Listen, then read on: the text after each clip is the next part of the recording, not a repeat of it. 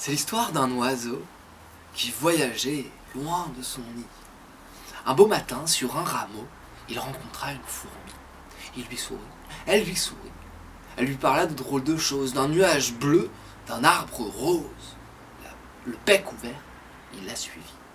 Sur le chemin, tout était beau. On s'attardait sur chaque bruit, celui d'une branche, celui de l'eau, quand tout à coup, madame vit sous un grand saule un cachalot qui pleurait seul, loin de chez lui.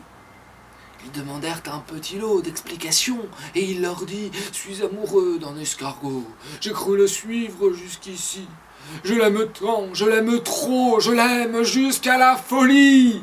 On s'est rencontrés cet été sur le canal du Midi. Il déjeunait sur un voilier, je naviguais libre et ravi de découvrir le pays de Baudelaire et de Camus. 6 pieds sous mer, j'étais ému, comme un enfant à qui on dit « Prends, ce cadeau est pour toi. Déballe-le dans ton sommeil. Tu y trouveras un peu de bois pour allumer un arc-en-ciel. Tu y trouveras un peu de terre pour faire pousser une rose bleue qu'on ne peut pas trouver sur terre. Et puis de l'eau tombée des cieux pour faire boire des espèces d'animaux doux comme des déesses, des éléphants dans les nuages. Et puis de grands échafaudages pour leur brosser le bout du nez, les 2 oreilles et puis les yeux, les bien brossés pour faire briller l'étoile cachée tout au fond d'eux. On peut le dire, j'étais ému. Et toujours plus quand je vis cet escargot sur sa laitue qui voyageait sans un radis. Ce fut la petite douceur, la cerise sur le pays. Il y a des régions du bonheur qui sont hors catégorie. Alors j'ai suivi le voilier, en chantant tous les poèmes que m'avaient appris les sirènes dans le café que je tenais. On faisait des spécialités tellement bonnes qu'on prenait toujours un peu trop de ce temps qu'on a pour servir le client.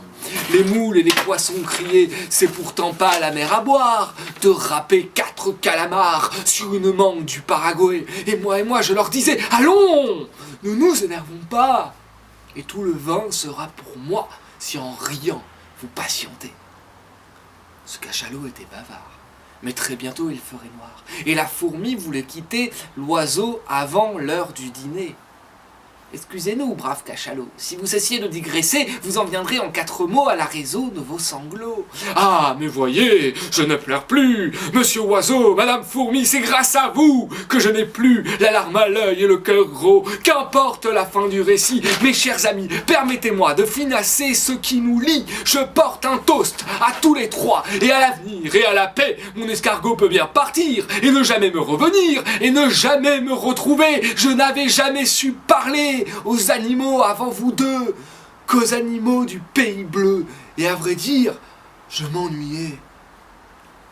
Et à vrai dire, je me demande, cet escargot était-il sourd? Avait-il peur que je lui vende une coquille après l'amour?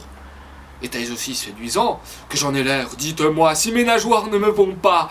Peut-être avez-vous un cure-dent? Je grignotais un requin blanc lorsque j'ai eu la bonne idée de rêver vrai, comme un enfant, et sans un franc, voir les Français.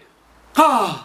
Mes amis, si je vous parle, je peux parler à tout le monde. J'irai à Rennes, Orange et Arles et à Paris voir la Joconde. J'organiserai toutes les fêtes, j'y emmènerai toutes les fées, ferai venir tous les prophètes pour que l'humain mette le nez dans le bouquet extraordinaire qu'ordinairement on ne peut trouver que dans les mondes imaginaires qu'on imagine sur du papier avec des crayons de couleur, de l'aquarelle et du fusain. Une fusée pour le bonheur, une autre phrase pour la fin.